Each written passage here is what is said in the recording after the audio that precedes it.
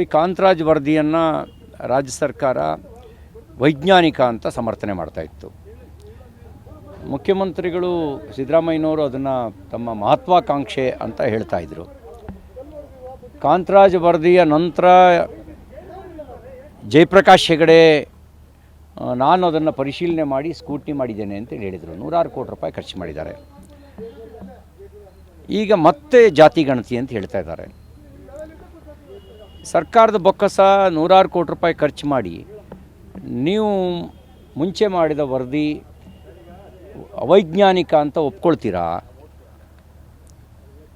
ಅವೈಜ್ಞಾನಿಕ ಅಂತ ಒಪ್ಕೊಳ್ಳೋದಾದರೆ ಸರ್ಕಾರದ ಹಣವನ್ನು ವಸೂಲಿ ಮಾಡಿ. 150-200 ಕೋಟಿ ರೂಪಾಯಿ ಖರ್ಚು ಮಾಡಿದ್ದಾರೆ. ಮತ್ತು ಈಗ ಎರಡನೇದು, ಕೇಂದ್ರ ಸರ್ಕಾರ ಈಗಾಗಲೇ ಜನಗಣತಿಯ ಜೊತೆಗೆ ಜಾತಿ ಗಣತಿಯನ್ನು ಪ್ರಕಟ ಮಾಡಿದೆ. ವಾಸ್ತವಿಕವಾಗಿ ಜನಗಣತಿ ಮತ್ತು ಜಾತಿ ಗಣತಿ ಮಾಡುವ ಸಂವಿಧಾನದತ್ತ ಅಧಿಕಾರ ಇರೋದು ಕೇಂದ್ರ ಸರ್ಕಾರಕ್ಕೆ, ರಾಜ್ಯ ಸರ್ಕಾರಕ್ಕಲ್ಲ. ಮತ್ತು ಇವರು ರಾಜಕೀಯ ಕಾರಣಕ್ಕೆ ವಿಷಯಾಂತರಗೊಳಿಸೋದಕ್ಕೆ ಮತ್ತೆ ಜಾತಿ ಗಣತಿ ಅಂತ ಹೇಳ್ತಿದ್ದೀರಿ. ಮತ್ತೆ 100 ಕೋಟಿ ಖರ್ಚು ಮಾಡಬೇಕಾ? ನಿಮ್ಮ ರಾಜಕೀಯ ತೆವಲಿಗೆ, ನಿಮ್ಮ ಇಚ್ಛಾಶಕ್ತಿ ಇಲ್ಲದ ರಾಜಕೀಯ ತೆವಲಿಗೆ ಜಾತಿಯನ್ನು ದುರ್ಬಳಕೆ ಮಾಡ್ಕೊಳ್ಳೋಕ್ಕೆ, ಜಾತಿಗಳನ್ನು ಎತ್ಕೊಟ್ಟೋದಕ್ಕೆ ನೀವು ಸರ್ಕಾರದ ಹಣನೇ ಯಾಕೆ ಪೋಲ್ ಮಾಡ್ತೀರಿ? ನಿಮಗೆ ಕಾಂಗ್ರೆಸ್ ಪಾರ್ಟಿ ಹಣ ಅಲ್ಲ, ಇದು ಸರ್ಕಾರದ ಹಣ, ಜನರ ತೆರಿಗೆ ಹಣ. ಆ ತೆರಿಗೆ ಹಣ ಒಂದೊಂದು ರೂಪಾಯಿಗೂ ಕೂಡ ಉತ್ತರದಾಯಿತ್ವ ಇರುತ್ತೆ. ನಿಮ್ಮದೇನು ಉತ್ತರದಾಯಿತ್ವ ಇದೆ? ಹಾಗಿದ್ರೆ ನೀವು ಇಷ್ಟು ದಿನ ಸಮರ್ಥನೆ ಮಾಡಿದ್ರಲ್ಲ, ಕಾಂತರಾಜ್ ವರದಿ ವೈಜ್ಞಾನಿಕವಾಗಿದೆ, ಅದನ್ನು ಪರಿಶೀಲಿಸಿದ್ದೇವೆ, ಜಯಪ್ರಕಾಶ್ ಹೆಗಡೆ ನೇತೃತ್ವದಲ್ಲಿ ಎಲ್ಲ ಕ್ರಮಬದ್ಧವಾಗಿದೆ ಅಂತ ಹೇಳ್ತಾ ಇದ್ರಲ್ಲ. ಹಾಗಾದ್ರೆ ಇಷ್ಟು ದಿನ ನೀವು ಜನರಿಗೆ ಮಂಗ್ಪೂದಿ ಎರಚೋದಕ್ಕೋಸ್ಕರ ಸುಳ್ಳು ಹೇಳಿದ್ರಾ?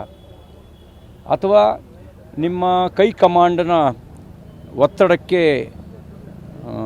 ಜಾತಿ ವರದಿ ಬಲಿ ಆಯಿತಾ? ಕಾಂತರಾಜ್ ವರದಿ, ಜಯಪ್ರಕಾಶ್ ಹೆಗಡೆ ವರದಿ ಕೈ ಕಮಾಂಡ್ ಒತ್ತಡಕ್ಕೆ ಬಲಿ ಆಯಿತಾ? ವೇರ್ ಈಸ್ ಯುವರ್ ನಿಮ್ಮ ಇಚ್ಛಾಶಕ್ತಿ ಇತ್ತಲ್ಲ, ಹೇಳ್ತಾ ಇದ್ರಲ್ಲ ನ್ಯಾಯ ಕೊಡಿಸ್ತೀನಿ ಅಂಥೇಳಿ. ಎಲ್ಲಿ ನಿಮಗೆ ಯಾವ್ದು ನ್ಯಾಯ?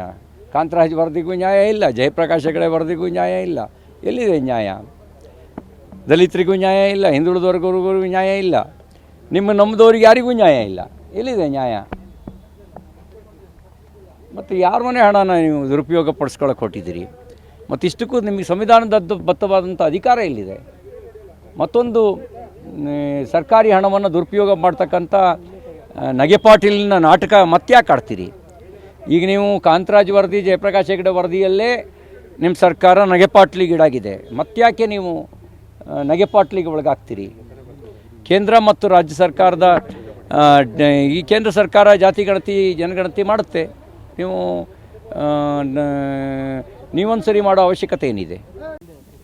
ವಾಲ್ಮೀಕಿ ನಿಗಮದಲ್ಲಿ ಹಗರಣ ಆದಾಗ ನಾವು ಭಾಳ ಸ್ಪಷ್ಟವಾಗಿ ಆರೋಪ ಮಾಡಿದ್ವಿ.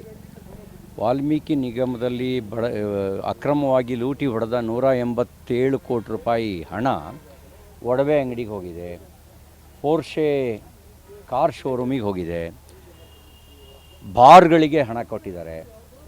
ಲೋಕಸಭಾ ಚುನಾವಣೆಗೆ ಈ ಒಂದು ಹಣವನ್ನು ದುರ್ಬಳಕೆ ಮಾಡಿಕೊಂಡಿದ್ದಾರೆ ಅನ್ನೋದನ್ನು ಅಂಕಿಅಂಶ ಸಮೇತವಾಗಿ ನಾವು ಮಾಹಿತಿ ಕೊಡೋ ಕೆಲಸ ಮಾಡಿದ್ವಿ. ಇಡಿ ದಾಳಿ ಮಾಡಿದೆ.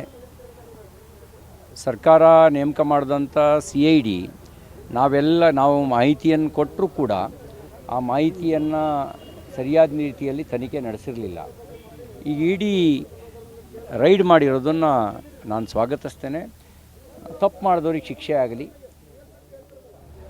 ಪರಿಶಿಷ್ಟ ಪಂಗಡದ ಕಲ್ಯಾಣಕ್ಕೆ ಬಳಕೆ ಆಗಬೇಕಾದ ಹಣ, ಅವ್ರ ಗಂಗಾ ಕಲ್ಯಾಣಕ್ಕೆ, ಅವ್ರ ಸ್ವಯಂ ಉದ್ಯೋಗ ಯೋಜನೆಗೆ, ವಾಹನ ಖರೀದಿಗೆ, ಭೂ ಖರೀದಿಗೆ ಬಳಕೆ ಆಗಬೇಕಾದಂಥ ಹಣ ಚುನಾವಣೆಗೆ ಅಕ್ರಮಕ್ಕೆ ಬಳಕೆ ಆಗೋದು, ಬಾರಿಗೆ, ಇದು ಒಡವೆ ಅಂಗಡಿಗಳಿಗೆ, ಕಾರ್ ಶೋರೂಮ್ಗಳಿಗೆ ಕೊಡೋದು, ಇದೊಂದು ರೀತಿಯ ದರೋಡೆಗಿಂತ ಕ್ರೂರವಾಗಿರ್ತಕ್ಕಂಥದ್ದು. ವ್ಯವಸ್ಥೆಯೊಳಗಿರೋರೇ ಸೇರಿಕೊಂಡು ಮಾಡಿದಂಥ ದರೋಡೆ. ಹಾಗಾಗಿ ಇದರದ್ದು ಸಮಗ್ರ ತನಿಖೆ ಆಗಲಿ ಅಂತ ನಾನು ಆಗ್ರಹಿಸ್ತೇನೆ.